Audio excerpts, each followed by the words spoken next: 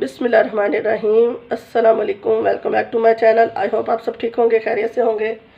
अल्लाह ताला आप सबको ठीक रखे। तो जी आज हम बनाने जा रहे हैं एक मैजिक टी, जिसको पीने से इंशाल्लाह जो नज़ला ज़ुकाम होता है वो भी ठीक होगा, और उसके साथ जो गला ख़राब होता है और गले और ख़ास तौर पे जो खांसी लगती है तो उससे भी आपको ये छुटकारा देगा। और इसके साथ साथ जो बलगम गले में बन जाती है तो उससे भी आपको छुटकारा मिलेगा। तो जल्दी से हम अपनी रेसिपी को स्टार्ट करते हैं, टी को। तो उसमें मैंने एक टुकड़ा लिया है, ये 1 इंच का टुकड़ा है। जितना हमने हल्दी का पीस लिया है उतना ही हमने अदरक का पीस लेना है। ये मैंने कच्ची हल्दी ली है। आजकल का वेदर ऐसा है कि कच्ची हल्दी आम इजीली मार्केट में मिल जाएगी। तो आप इस तरीके से, ये 2 कप के लिए मैं बना रही हूँ। ये जितनी मैंने चीज़ें ली हैं ये 2 कप टी के लिए है। तो उसके लिए मैंने ये अदरक का टुकड़ा लिया है, जिंजर का टुकड़ा लिया है, 2 स्लाइस मैंने ऑरेंज के लिए हैं, कुछ पत्ते मैंने लिए हैं पुदीना के, 3 मैंने लौंग लिए हैं। उसके ऊपर फूल ज़रूर होना चाहिए। जिस लौंग में फूल नहीं होगा वो आप इस्तेमाल नहीं करेंगे। तो चुटकी भर के मैंने काली मिर्च ली है, 3 मैंने छोटी इलायची ली हैं, आधा चम्मच मैंने सौंफ का लिया है, और एक छोटा सा टुकड़ा मैंने दालचीनी का लिया था, उसके मैंने पीस कर दिए हैं। 1 इंच का वो टुकड़ा है। तो आपने क्या करना है, सबसे पहले अदरक और जो है हल्दी और पुदीना, इनको हमने अच्छे से पीस के डालना है। जब हमने कहवा बनाना है इसको पहले पीस लेना है।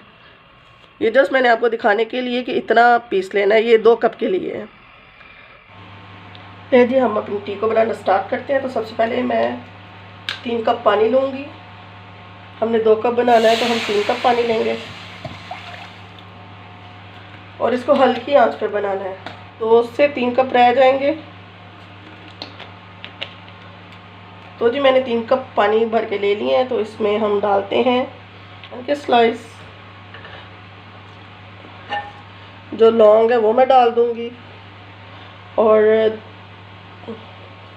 सौंफ को भी डाल दूँगी, दालचीनी के टुकड़े को भी, और काली मिर्च को भी। और जो इलायची है, अदरक है, पुदीना और हल्दी, इसको मैंने पीस लिया है मोटा मोटा करके, ताकि अच्छे से उसका जो भी हमें अच्छे से उसका अंदर से पूरा फ़ायदा हमें मिले इन चीज़ों का।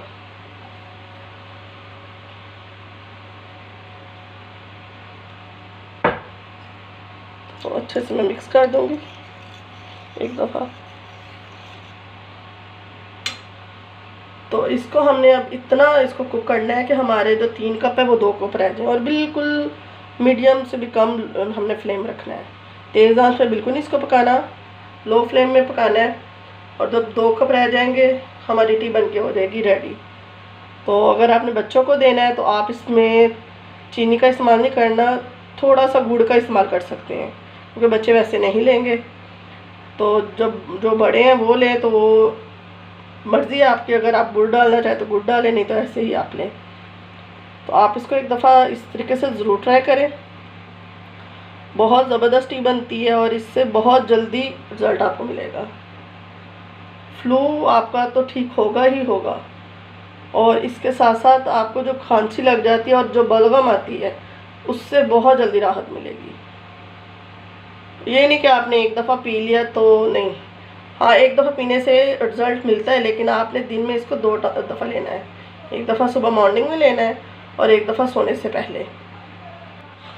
अब हम इसका वेट करते हैं कुक होने तक का। इसको हम ऊपर से कवर कर देंगे, और जैसे ही 2 कप रह जाएंगे हमारी टी बन के हो जाएगी रेडी।